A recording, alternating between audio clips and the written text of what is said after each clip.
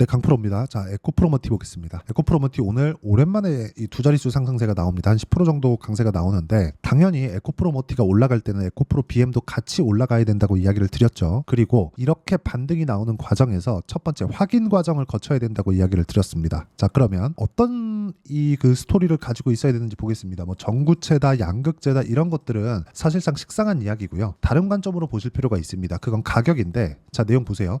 에코프로머티가 이렇게 상승폭이 4만 원대 상장해서 24만 원까지, 그렇죠? 6배 정도 상승이 나왔었던 이유가 뭘까요? 상장 시점에 공매도 세력의 농간으로 인해서 상장 초기 가격대가 너무 낮게 상장이 됐기 때문입니다. 자, 이렇게 말씀하시는 분들이 있을 거예요. 에코프로머티의 실적 기준에서 봤을 때 지금 시가총액을 보면 5조 7천억이란 말이죠. 지금도 물론 오늘은 올랐기 때문에 6조가 넘어갔지만 어저께 기준입니다. 근데 실적은 아직까지 분기당 적자예요. 물론 최근에 에코프로 BM도 적자를 보고 있기 때문에 에코프로머티 같은 경우에도 적자 구간에 있을 수밖에 없는 구조가 만들어지기는 하겠지만 실적 대비해서, 그렇죠? 그리고 흑자를 보는 그 규모에 대비해서 여기 시가총액을 보면 비싼 주식입니다. 그런데 성장주라는 이야기 들어보셨을 겁니다. 주식시장에서 성장주는 거의 진리라고 보시면 됩니다. 주가가 오르는 모든 종목들은 성장주의 기준을 가지고 있습니다. 이 성장주라는 건 뭐냐? 지금 좋은 게 아니라 앞으로 좋아질 만한 내용을 반영시켜서 가격을 먼저 땡겨다 쓰는 겁니다. 그렇죠? 그래야 주식시장에서 초과 수익이 발생하기 때문에 그렇습니다. 지금 실적을 기준해서 보는 게 아니라 앞으로 좋아질 만한 내용이 있어야 된다는 거죠. 제가 비교를 위해서 한 가지를 보여드릴게요. 알테오젠입니다. 자, 알테오젠 같은 경우에 오늘 제가 매도를 하고 나온 종목인데 알테오젠의 지금 시가총액은 12조 4,930억입니다. 그런데 알테오젠의 실적은 분기당 173억 흑자로 전환이 된 게 전부입니다. 작년까지는 계속해서 규모는 크지 않지만 적자를 계속해서 봐왔습니다. 왜 그럴까요? 미래 성장성을 대비하기 때문에 그렇습니다. 주가가 움직이는 건 앞으로 좋아질 만한 내용을 지금 가격에 반영시켜서 주가가 올라간다고 제가 누차 말씀드렸죠. 뭐 알테오젠이 뭐 머크랑 계약을 해서 추가적으로 현금 확보해 놓은 게 연평균 1조 원 정도 현금 확보를 해놨고 이거를 성장주들의 평균 PER인 30배 정도 적용을 시켰을 때 30조까지 올라갈 수 있지만 알테오젠 같은 경우에는 지금 12조다. 근데 이걸 가지고 기준을 바꿔서 지금 실적 얼만데 야 주가가 12조? 시가총액 12조가 말이 돼? 이렇게 보면 답이 없는 거예요.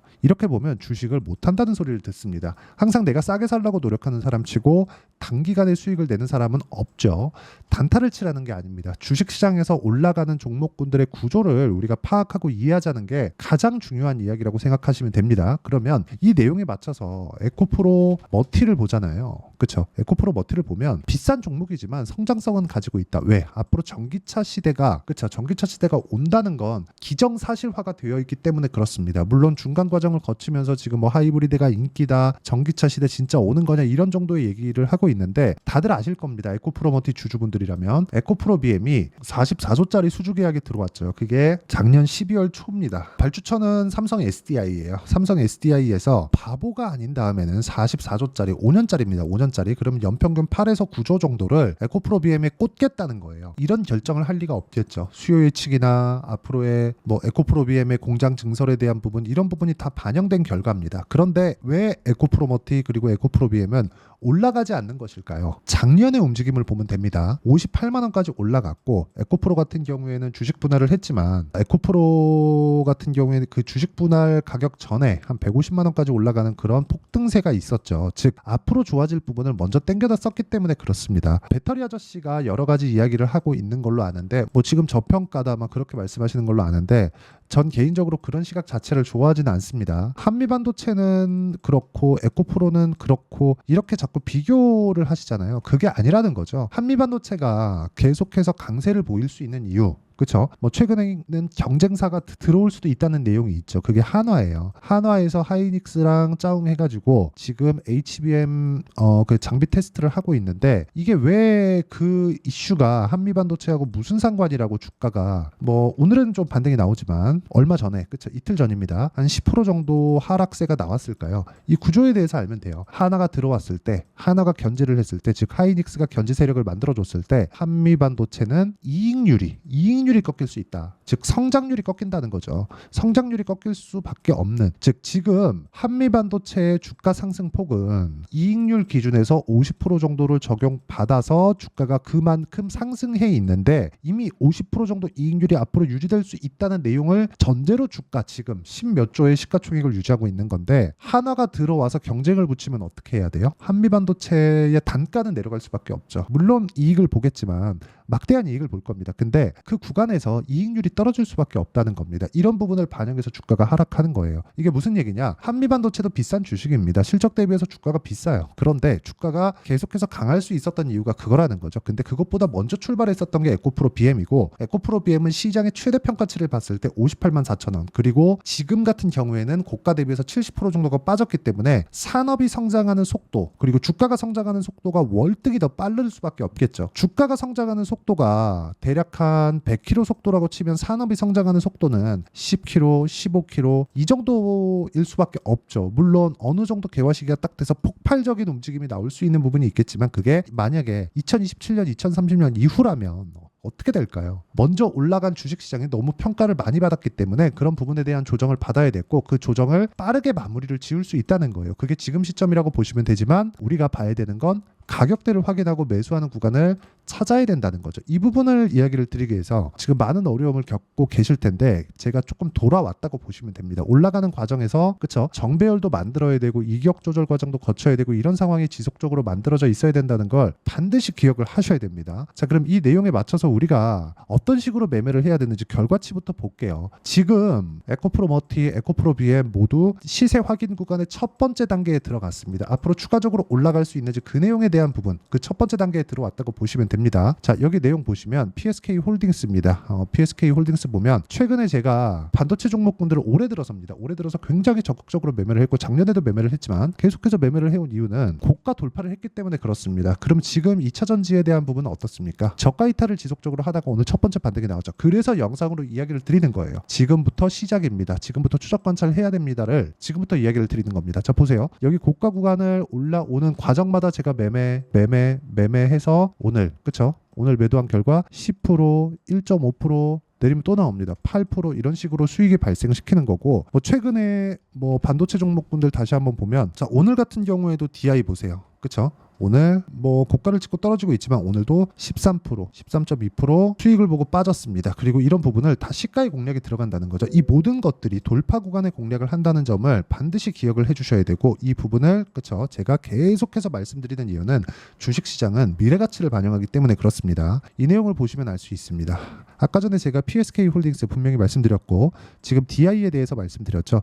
이런 식의 상황이 벌어진다는 겁니다. 그리고 아직까지 매도가 완료된 건 아니지만 두산 에너빌리티 같은 경우에도요. 그쵸? 시가부터 공략을 했었고 최근에 계속해서 강세 구간에 제가 매수한 구간이 있습니다. 아직 보유 중입니다. 당연히 한동안은 보유를 하고 있을 예정이고요. 그런데 두산 에너빌리티는 원전이라는 거죠. 원전 이외에 그쵸? 원전 이외에 거의 다른 사업은 안 한다고 보시면 됩니다. 그런데 우리가 봐야 되는 건 두산 에너빌리티가 강세를 보이기까지 뭐가 있었느냐 그 부분입니다. 우리 기술의 상승, 두산의 상승 이런 부분이 선행되어 있었다는 거죠. 자, 보여드리겠습니다. 우리 기술 제가 매도한 결과 2주 안 걸렸죠. 23.65% 이런 정도의 상황을 지속적으로 만들어 간다는 거죠. 제가 계속해서 말씀드리는 이유가 이것 때문입니다. 올라가는 모든 종목은 고가 돌파 구간을 지나가야 되고 고가 돌파 구간을 우리가 지나갔을 때 꾸준하게 수익을 낼 수 있는 환경을 만들어갈 수 있다는 점이 중요하고 이런 부분을 소통방에서 모두 공유를 해드리고요. 에코프로머티 오늘부터 추적 관찰에 들어가야 되고 지금 반등 확인하는 과정에 있기 때문에 첫 번째 반등 확인이 되었다. 여기서 우리가 어느 타점에 잡아야 될지를 실시간 내용이 필요하기 때문에 제가 소통방에서 진행을 하고 있고요. 여기서 이런 식으로 제가 장 시작 전에 공유도 해드리고요. 장중에 계속해서 이야기를 드립니다. 두산에너빌리티를 제가 지금 집중하고 있다고 말씀드리고 있죠.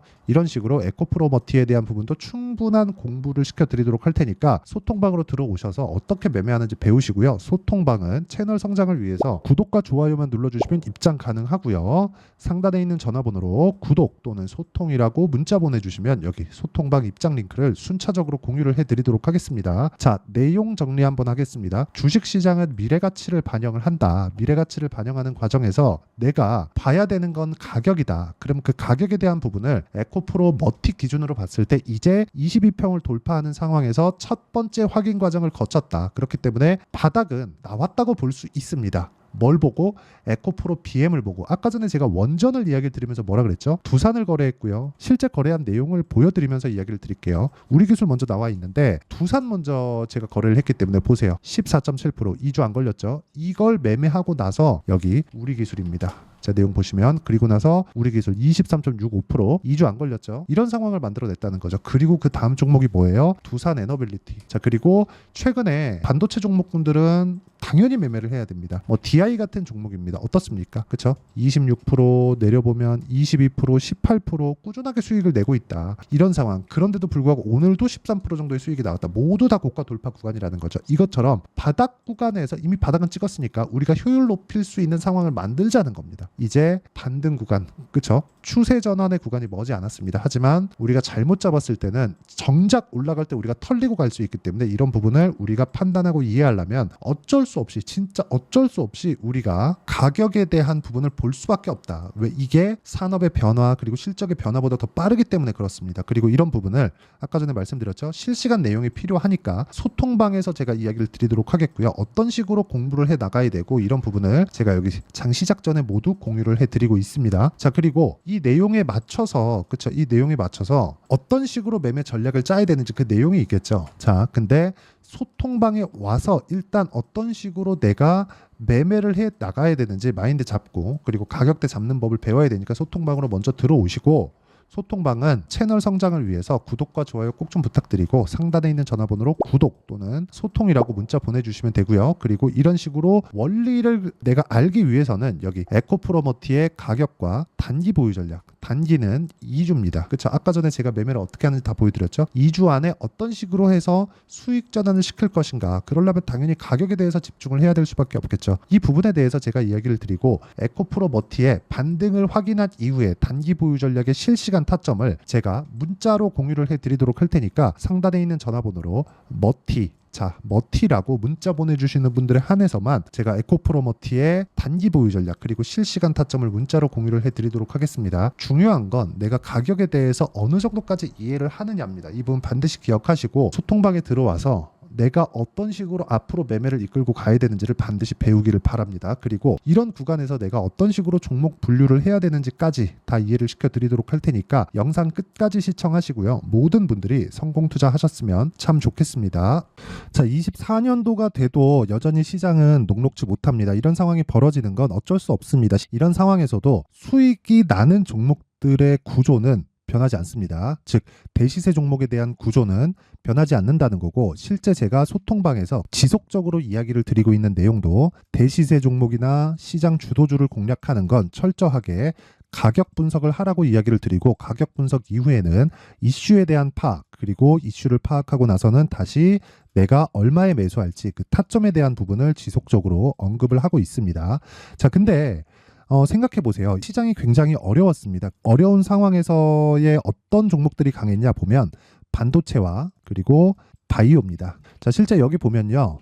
HLB에 제가 실제 매매한 내용을 띄워놓고 보여드리고 있는데 1월 22일부터 매매를 시작해서 4일 동안 31%의 수익 마감이 됐고요. 그리고 여전히 신고가 종목입니다. 자, 그리고 그 다음 어보브 반도체, 이름을 보시다시피 반도체 종목이죠. 그리고 AI 반도체는 지속적으로 강세를 보이고 있습니다. 이 종목도 신고가를 먼저 달성한 이후에 제가 21%의 단기간에 21%의 큰 수익을 내고 마감이 됐습니다. 다시 재공략을 준비하고 있고, 이런 부분은 소통방에서 다 공유를 해드립니다. 자, 그리고 코세스, 자, 코세스 같은 종목도 당연히 그쵸, 신고가 종목이고요.